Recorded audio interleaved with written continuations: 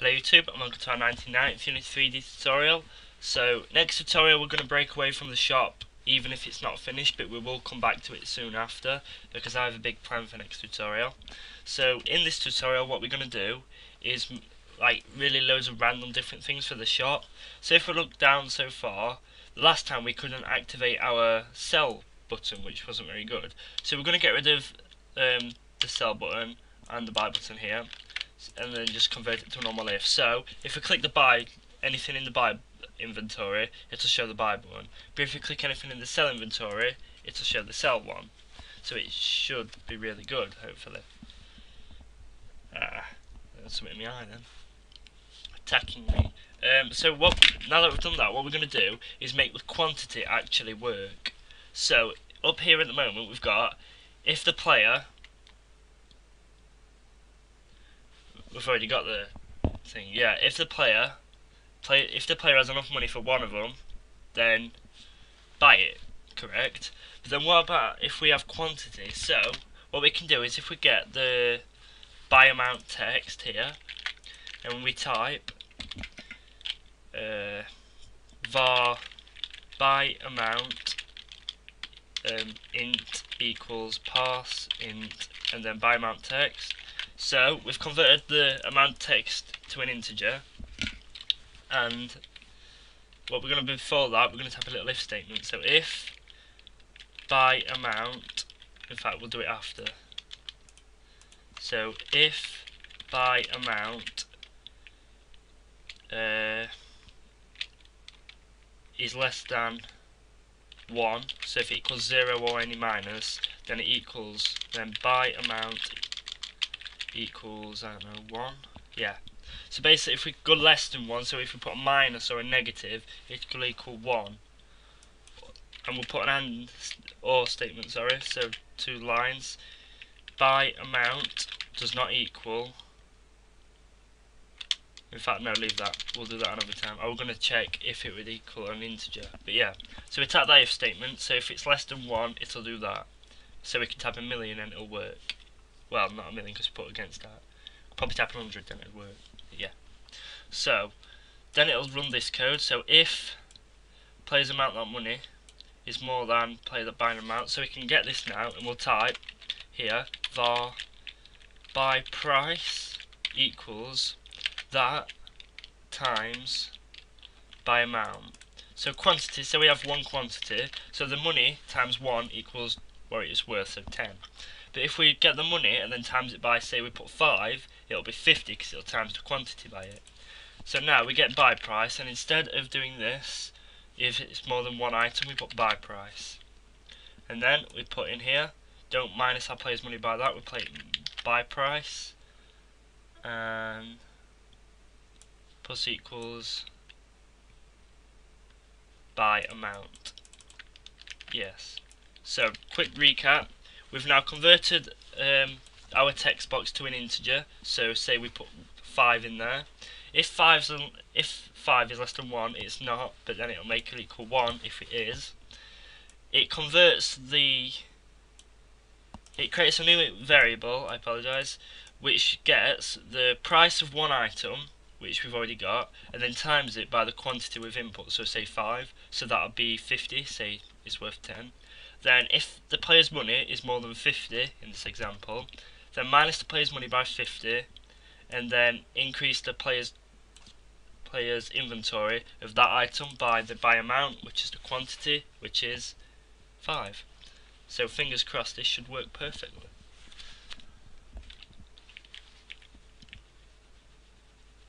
And jumping over, come here and Q. Perfect, so let's see, we'll buy an apple. I want to buy 5. Buy 90 gold. We bought 5 apples. How much gold did we have before? So I don't, how much apples? 2. Oh, that's why. Yeah, I also thought there were 10. That's why I've been saying 10 all the time. So if we buy, say, 50, that's better. We have 0. But if we check our inventory, we have 50 apples. Completely pointless. But hey, it works. So we now need an error message. So what error message have we got? We could use our default one, which is our input text. So here, and click. We will go here. So if the player's money is more than it, else throw an error. So if they haven't got enough money, it should throw an error, and you put that after your money. So if the player's buy amount is more than it, buy it. Oops. Else throw an input. So throw an error. You do not have enough gold. Perfect. So the buying one, the quantity should work flawlessly, and if we don't have enough money, it'll throw an error.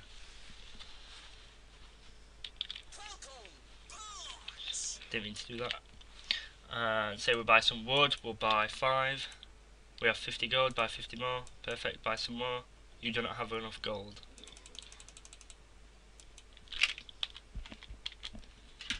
But now we need to make it display our inventory here. So this has got many ways you can actually do it, but the best way to do it will be, before your function update, let's just close these down so we can see. We'll get rid of grids, we'll keep that actually for now. Type function start, and if you haven't guessed how we're going to do this yet, it's really simple, if it works, I hope. So we're going to type for, and where's our inventory? We need a direct link to our inventory, so up here in our private variables we type private var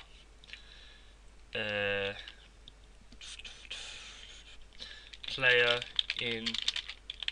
inventory, and this will be the name of our inventory, which is inventory inventory GUI. So inventory GUI. Perfect. So now we need to link that up in our start. So before the for loop, we'll type player inventory equals GameObject.find character, because it's assigned to our character, I believe. I'm not 100% sure.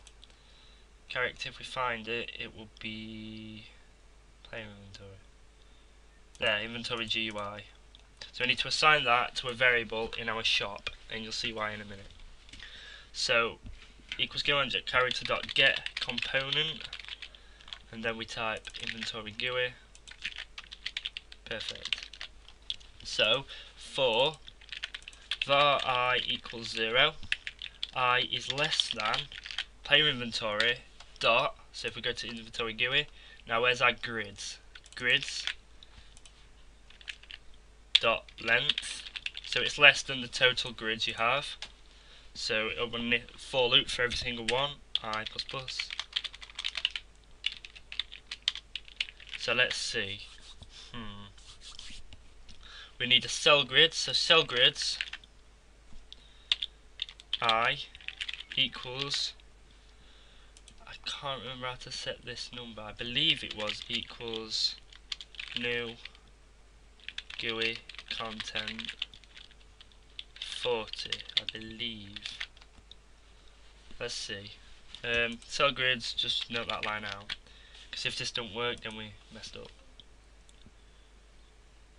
Female text shop, oh, it does work.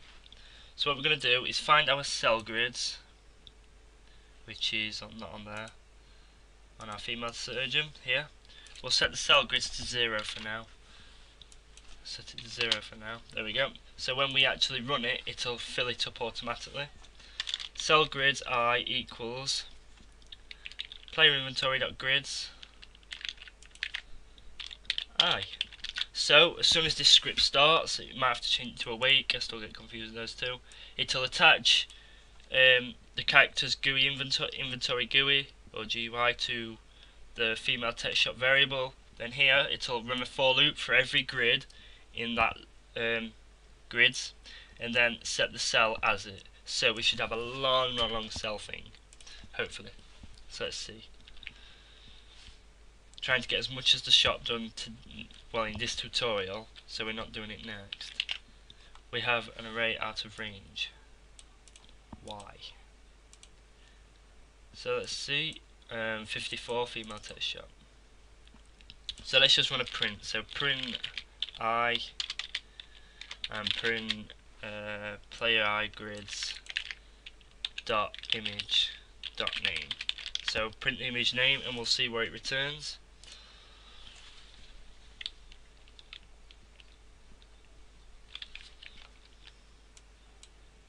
Zero grid icon.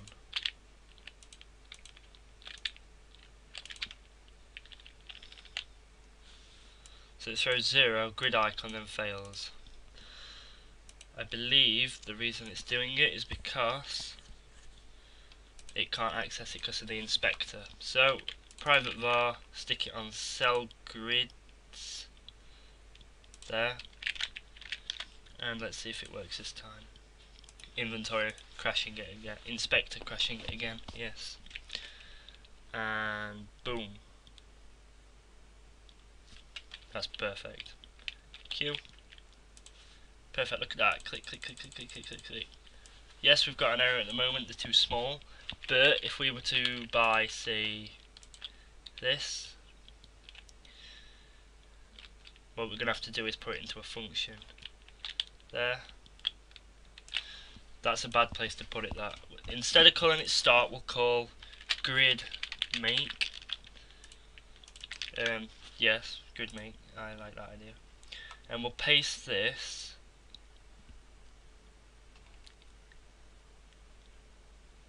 in here. So every time the grid's active, it'll restock it with our player's inventory going here. So click, but we'll take this line out and we'll actually put this in a function start. Function start, and we'll put it here. So every time it starts, which will be once, it'll run that. Then every time every time the shop open, it'll refresh it. So if we buy something, boom, it'll fix it. So if we look at our grids, grid buttons, 15, 50, 54, that's the exact same. So it might be the inspector what's messed up. We may have to resize it, even though they're the exact same. Okay, before we click play, do not click play. I just clicked play and it ran so many times it crashed my computer. Do not click play there. We need to move where that goes. So grid make, get rid, and instead we'll put it in here. So every time we buy, we'll put it at the bottom of there so it updates. Please do not click it. You can click it if you want to see a computer crash, but my computer crashed. So we've got nothing to sell at the moment, so we'll just put it bottom of there. So every time we buy something, it should, fingers crossed, update it. But we also need to make it update at the start. I just remembered that. So we'll grab this here, and in function start, we'll make it update. There. So when it first starts, it'll update once, and then when we ever we click the buy button, it'll update if we actually purchase something. So let's go and see. So let's go over here and click something. Over here and click Q. So as you can see, it's tinily added something.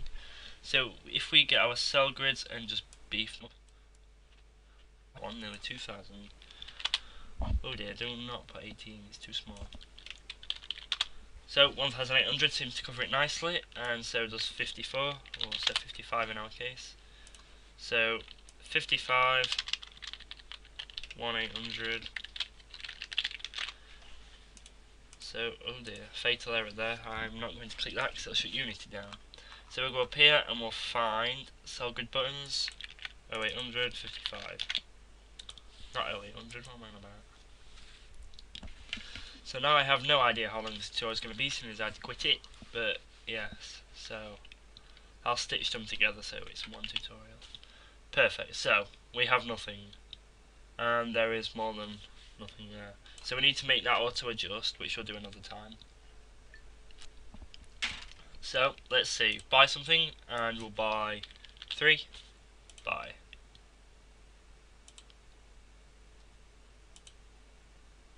Oh dear, oh yes. Back up top. There we go. We must have left it down now. Buy 3 more. There's a slight lag when we do that. You don't like doing that. What I think I might do is set the quantity to 0 on both whenever we buy. Because then you shouldn't be spam clicking 3, because if you want more than 3, you should just type more than 3. So what we'll do is, when it updates the grids, we'll set, not that one, buy amount text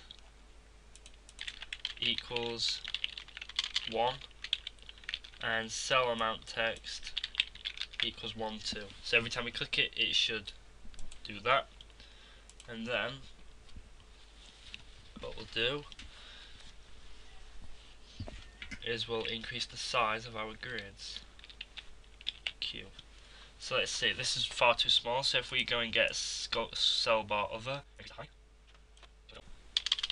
1800. Looks like 1800 is perfect then, so we need to set it to 1800 when we're not on it. So 1800, go into our script and quickly set it to there. So now, every time we buy something or collect something, it automatically updates. So let's see, when we go here, we'll collect something. That's clicker, and great, it's automatically updated our inventory. We have a very long inventory. So we will go apple, I want to buy 5, buy. Perfect, bought an apple.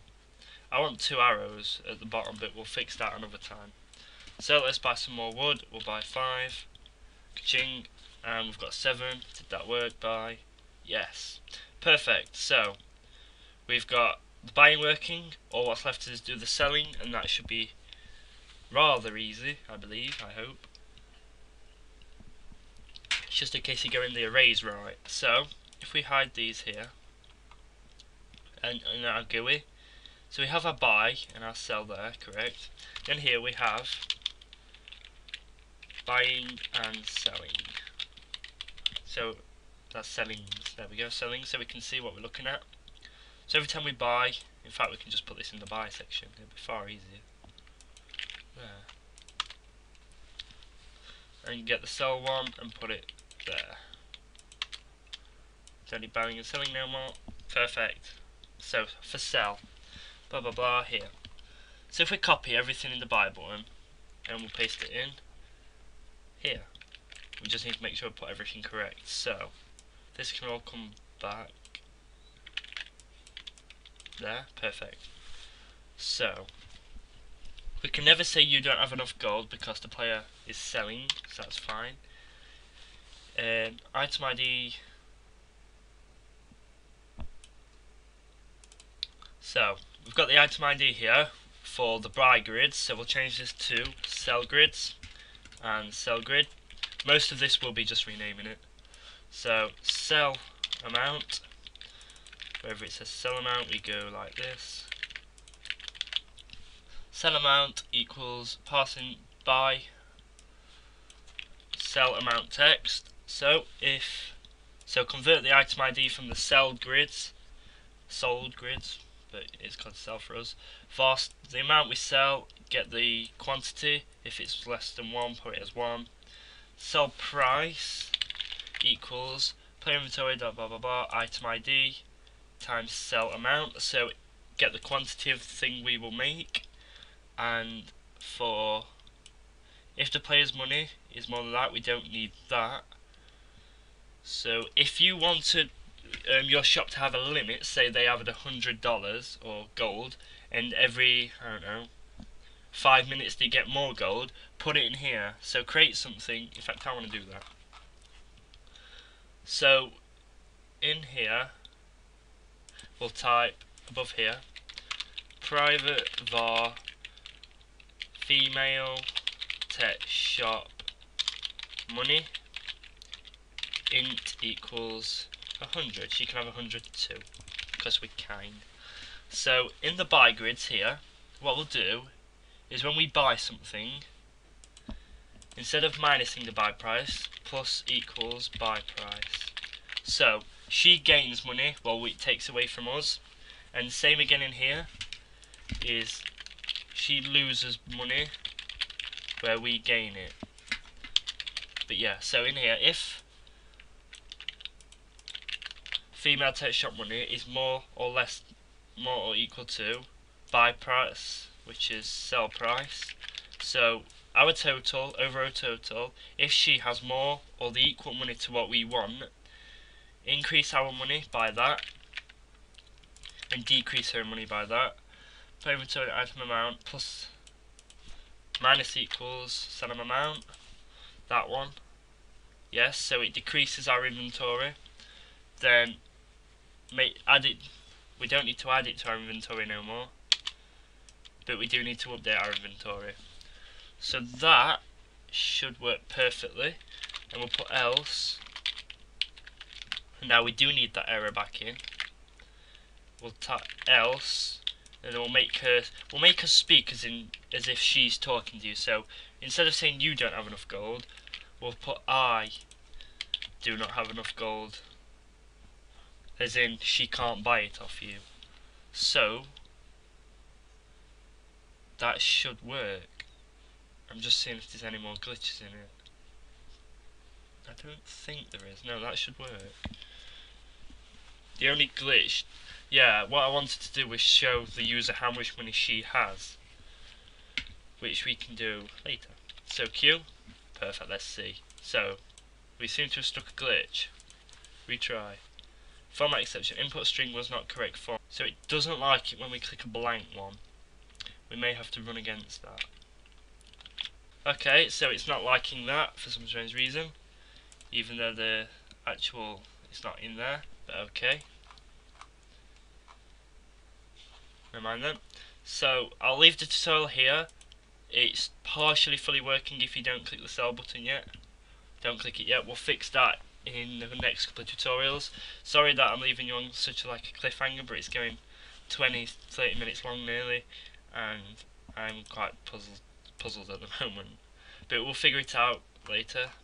So thanks for watching. Please join my Facebook group. I really hope you liked it. Next couple of tutorials will be slightly different from the shop because it's the 100th episode. Thank you all for watching, and see you next time.